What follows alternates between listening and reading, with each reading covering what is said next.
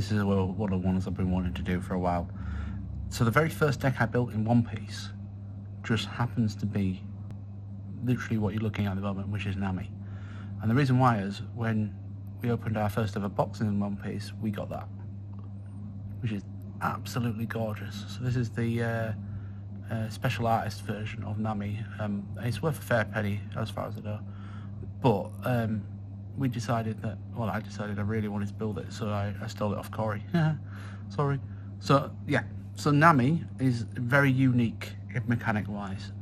She's the only card that I'm aware of at the moment, including spoilers and things like that, that wins the game by decking itself. I'm 99% sure that's the only deck card that does it. So the entire strategy is completely different from any single game you want to play. So she's a mono blue leader. Let's see if I can get this without too much light on it. She has 5 life, 5,000 power, just like the normal ones. When your deck is reduced to 0, you win the game, instead of losing according to the rules. And then you can add a Dom to it. If she deals life damage, you can trash 1 card off the top of your deck. So in the old Magic the Gathering things, this is called a mill deck. So you have to build around her in that specific way. Now, I tried to build a very event-heavy deck, and it is a very event-heavy deck anyway, but where I literally went all events, and it just doesn't work like that. So again, you learn and you look, and I built a version which is very much based on everything that's very, that every Nami deck is. It revolves around several key cards, but I will kind of just go through everything in general and note them as I go. So the first thing that's really important for your Nami deck is Kaya. Kaya is a simple 1-drop with 2k counters. When you play her, you draw 2 cards and you discard 2 cards.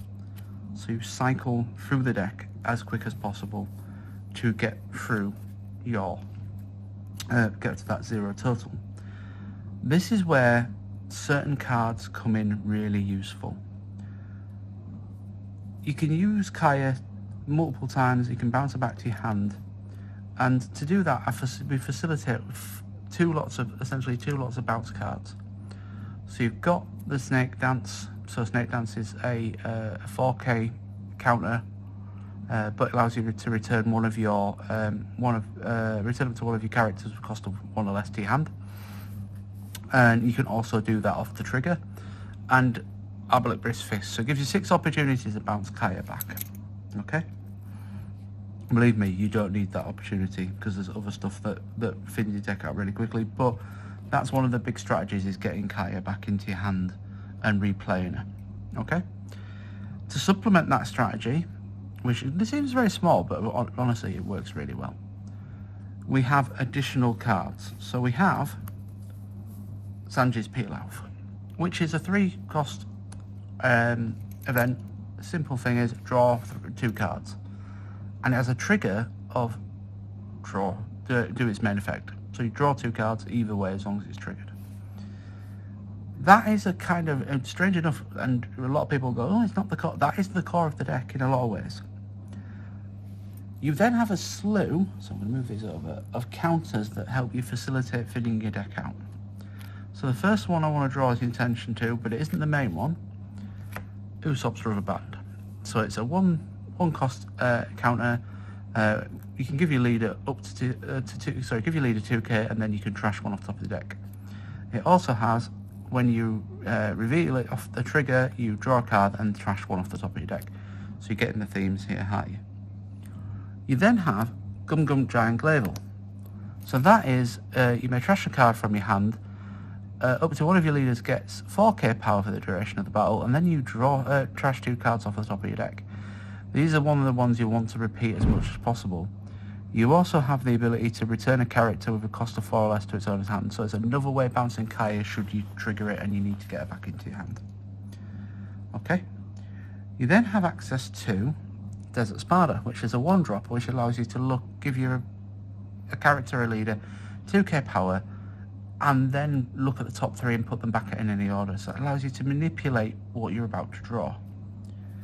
We then have another counter, which is if you're low hand, so Love Mellow, if you're low in your card hand, so you need to be at 3 or less, This allows you to give 4k counter, and then if you've got those less cards, you then draw a card. So it's another card draw.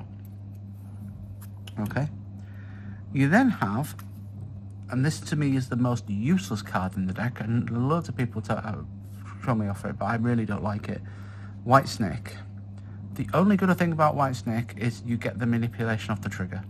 So you get to look at the top 5 of a trigger and then put them back in any order.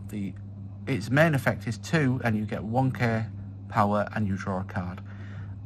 I can't find anything better. Nobody suggested anything better. So at the moment that seems to be the staple for the deck. But again, manipulation, card draw, these do all those type of things. So they run a bit simultaneously.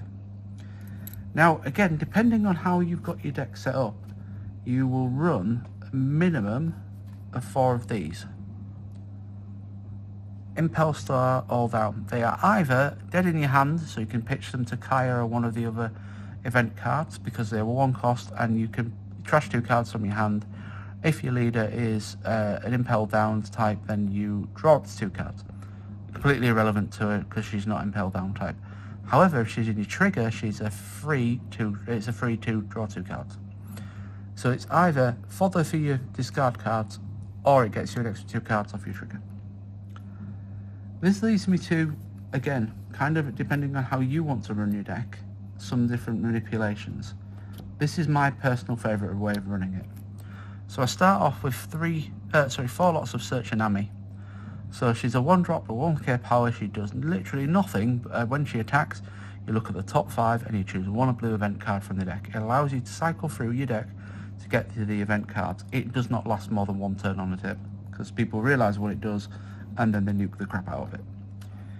You then have 4 hangers. So hangers is a 2 cost with 1k counter, no power on it, active main, trash a card from your hand and draw a card. It's again a cycler. Get rid of a dead card out of your hand, draw into something you might want to use or into the card draw. And then run 1 copy of Daz.Bonez. So this is again another one that is a 1k with a 1k counter attached to it. But on play, you can choose 1 blue event card with a cost of 1 from your trash and put it into your hand. You can go get your Gum Giant Gavels back in, you can go get your Desert Spadas, your Usopps, you can get an Impel All-Stars if you want, just for extra fodder.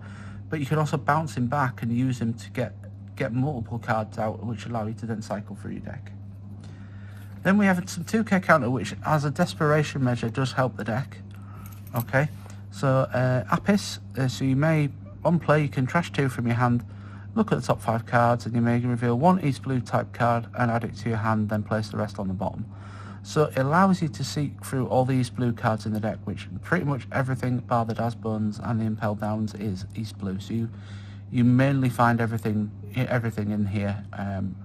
Again, I think there's maybe 3 or 4 hits you won't get, but that's by the by. It's a desperation measure. I use it mainly for 2k counter. And the last one, which is my surprise drop, which is really fun, is a singular Usopp. So I'll bring Usopp up because it's a bit shiny. So Usopp, it's got rush. Okay, as long as it's got a Don attached to it and it deals damage to your opponent, you trash 7 cards off the top of your deck. It's so funny to hit because it just, if you hit that and your opponent doesn't block it, it speeds up your end game really quickly. So the whole idea of the deck is super defensive. I have learned recently that you don't just sit back and not attack with Nami. Nami can take other characters out. That's the whole idea. Nami's not, I never use the 1 Don ability. It's very rarely ever useful. But to slap a character down and take off some heat from aggro, perfect. You space out your Kayas, you space out your Sanjis. You do not commit all your Don in one go. I always find I'm not playing a Sanji's Pilaf until I've got at least 6 Don on the table, and then be able to run at least 1 or 2 of the 2k counters to return a Kaya or do that. Also, don't spaz out flopping counter Kaya down and emptying your hand. It's not worth it. You've got to play the deck at a tempo and learn when to counter and when to take your damage. Biggest downfall with this deck, I find, is if a deck is very aggro heavy, it's very hard to keep everything under the board and keep them dead, because they just flood the board. So you need to use the Kayas to take down their aggro. Again, playing Shanks, I play against my son Shank, who plays one of the better versions of Shanks. You were spending a lot of time countering, and you were saving your counter for the big attacks and the bigger swings. You are, yes, with a great deal of respect, you are worried about what your opponent's doing, but it's that tempo, get through your deck, draw cards. The only time that I find this deck breaks is when I'm not getting a Kaya into play, or I've lost all my Kayas. So again, use it sparingly, especially if you know if it's removal.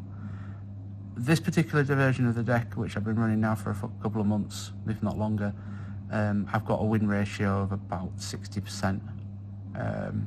Again, falling over to Shanks horribly in our local meta. But I wanted to show you this because this is, like I said, it's the very first deck I built. It's one of the ones I'm most happy with.